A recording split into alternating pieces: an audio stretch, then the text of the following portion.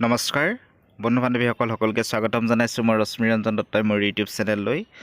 বন্ধু বান্ধৱীসকল বৰ্তমান সকলো অৱগত যে ডিৰ পৰা প্ৰকাশিত বিজ্ঞাপনৰ যি ভেৰিফিকেশ্যন এই ভেৰিফিকেশ্যন অনলাইন হৈ আছে তথাপিও দুই এজনৰ মাজত দুই এটা খোকোজা নথকা নহয় বহুতৰে ডকুমেণ্ট ধৰক EWSখন পাছত উলিয়াইছে আকৌ দিব পাৰিম নে নোৱাৰিম এনেকুৱা কেইবাটাও বিষয়ৰ ওপৰত তেখেতলোকৰ মাজত এটা প্ৰশ্ন উদ্ৰেক হৈ আছে আজি আপোনালোকৰ গোটেইকেইটা প্ৰশ্ন এটা অডিঅ' ৰেকৰ্ডিং মই শুনাম এই অডিঅ' ৰেকৰ্ডিংটোৰ জৰিয়তে আপোনালোকে গোটেইখিনি প্ৰশ্নৰ উত্তৰ পাবলৈ সক্ষম হ'ব আৰু এই অডিঅ' ৰেকৰ্ডিংটো মোলৈ পঠাইছে আমাৰ এডুকেশ্যন ফৰ অল ইউটিউব চেনেলৰ এজন শুভাকাংক্ষী দৰঙৰ পৰা তেখেতে পঠাইছে গতিকে তেখেতক আমাৰ চেনেলৰ তৰফৰ পৰা আন্তৰিক ধন্যবাদ জনাইছোঁ মই অডিঅ' ৰেকৰ্ডিংটো শুনোৱাৰ আগমুহূৰ্তত আপোনালোকক আৰু এটা কথা ক'ব বিচাৰিছোঁ আমাৰ যি নিযুক্তি প্ৰক্ৰিয়া চলি আছে এই নিযুক্তি প্ৰক্ৰিয়া তিনিটা পৰ্যায় আছে প্ৰথমটো হৈছে হাই স্কুল দ্বিতীয়টো হৈছে ডিৰ পৰা প্ৰকাশিত LP আৰু UP আৰু তৃতীয়টো হৈছে SSA এতিয়া কথা হৈছে যদি এটা ছিষ্টেমৰ জৰিয়তে এই কাম কাজখিনি সমাধা কৰা হয় তেতিয়াহ'লে কম পাৰ্চেণ্টেজ থকা লৈকে আৰম্ভ কৰি প্ৰায় সংখ্যক প্ৰাৰ্থী কিন্তু এই নিযুক্তি প্ৰক্ৰিয়াটোৰ ভিতৰত সোমাই পৰিব প্ৰথম কথা যিকোনো প্ৰকাৰে আমি চৰকাৰক বা বিভাগীয় কৰ্তৃপক্ষক অৱগত কৰাব লাগিব তেখেতলোকক বিনম্ৰভাৱে অনুৰোধ জনাব লাগিব যে হাইস্কুলৰ নিযুক্তি প্ৰক্ৰিয়া যাতে তেখেতলোকে আগতীয়াকৈ সমাধা কৰে এইটো আটাইতকৈ মেইন পইণ্ট আৰু যদি কেনেবাকৈ হাইস্কুলৰ নিযুক্তি প্ৰক্ৰিয়া আগতীয়াকৈ আৰম্ভ নকৰি ডিৰ যি নিযুক্তি প্ৰক্ৰিয়া এইটো যদি আৰম্ভ কৰে তেতিয়াহ'লে একেজন প্ৰাৰ্থী হয়তো দুবাৰ সোমাই পৰিব গতিকে এনে যাতে এটা বিশৃংখল নহওক হাততো যিহেতু সময় কম আছে গতিকে আমি অনুৰোধ জনাব লাগিব তেখেতলোকক আমি প্ৰত্যেকেই বিভাগীয় কৰ্তৃপক্ষক বিভাগীয় মন্ত্ৰী মহোদয়ক যোনে য'তেই লগ পাওঁ যি জিলাতে লগ পাওঁ এইটোৱেই কথা থাকিব আমাৰ কথাটো হৈছে এনেকুৱা ধৰণৰ যে আমাক হাইস্কুলৰ নিযুক্তি আগত লাগে তাৰপাছত ডি আৰু তাৰপিছত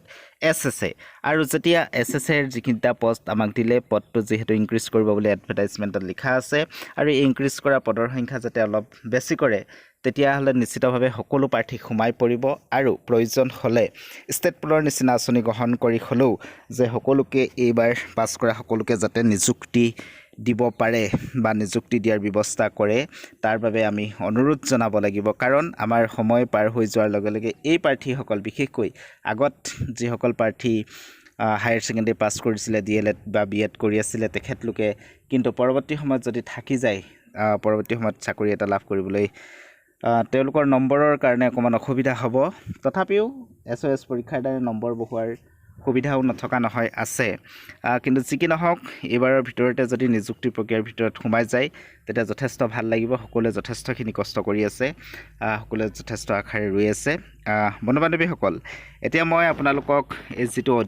এই অডিঅ' ৰেকৰ্ডিংটো আপোনালোকক শুনাব বিচাৰিছোঁ মই ক'লোৱেই এই অডিঅ' ৰেকৰ্ডিংটো মোলৈ পঠাইছে আমাৰ চেনেলৰ শুভাকাংক্ষী দৰঙৰ পৰা পঠাইছে মই এতিয়া আপোনালোকক এই অডিঅ' ৰেকৰ্ডিংটো শুনাব বিচাৰিছোঁ আহকচোন সকলোৱে অডিঅ' ৰেকৰ্ডিংটো এবাৰ শুনি লওঁ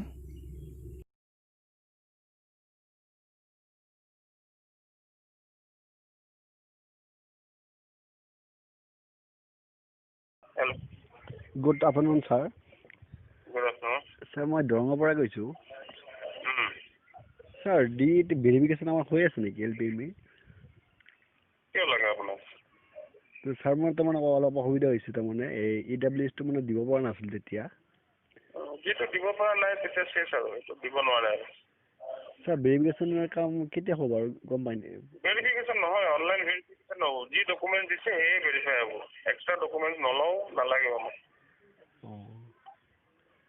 ছাৰ কেতিয়াৰ পৰা আৰম্ভ হ'ব এনেই চলি আছে এইটো আপুনি গম নাপাব নালাগে চলি আছে বেকেণ্ডত চলি আছে যি ডকুমেণ্টছ আপলোড কৰিছিলে অঁ সেইবোৰ ডকুমেণ্ট ভেৰিফাই কৰি আছোঁ thank you sir thank you অঁ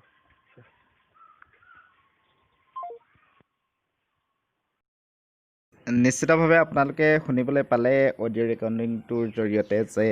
ইতিমধ্যে ডিত ভেৰিফিকেশ্যন চলি আছে এই কথা মই আপোনালোকক আগৰ পৰাই কৈ আহিছোঁ হ'লেও আপোনালোকক এবাৰ কথাটো শুনাই দিছোঁ তাৰ লগতে আপোনালোকক এবাৰ আকৌ সতৰ্ক কৰি দিব বিচাৰিছোঁ যে বহুতো এনেকুৱা প্ৰাৰ্থী এতিয়াও আছে যাৰ ডকুমেণ্টৰ দুই এটা কিবা আখোৱা যদি থাকি গৈছে তেতিয়া ডিৰ ফালৰ পৰা ফোন কৰিছে আৰু এই ক্ষেত্ৰত আপোনালোকক মই ফোন নাম্বাৰকেইটা কৈ দিছিলোঁ কোনকেইটা নম্বৰৰ পৰা ফোন আহিব গতিকে ছেভ কৰি ৰাখিবলৈ দিছিলোঁ পৰাপক্ষত আপোনালোকে ফোনটো নিজৰ লগত ৰাখিবলৈ চেষ্টা কৰক কেইবাজনেও ফোন কৰি কৈছে যে ছাৰ আমালৈ ফোন আহিছিলে আজিও দুগৰাকীয়ে ফোন কৰিছে আমালৈ ফোন আহিছিলে অকণমান আৱেগিক হৈছে, হৈ লাভ নাই। আপোনালোকক কৈছোঁ ফোনটো লগত ৰাখক, এইকেইদিন ফোনটো লগত ৰাখক যিকোনো প্ৰকাৰে। যিকোনো মুহূৰ্তত আপোনালৈ ফোন আহিব পাৰে 10 বজাৰ পৰা সন্ধিয়াৰ ভিতৰত। গতিকে ফোনটো লগত ৰাখক। ধন্যবাদ, নমস্কাৰ।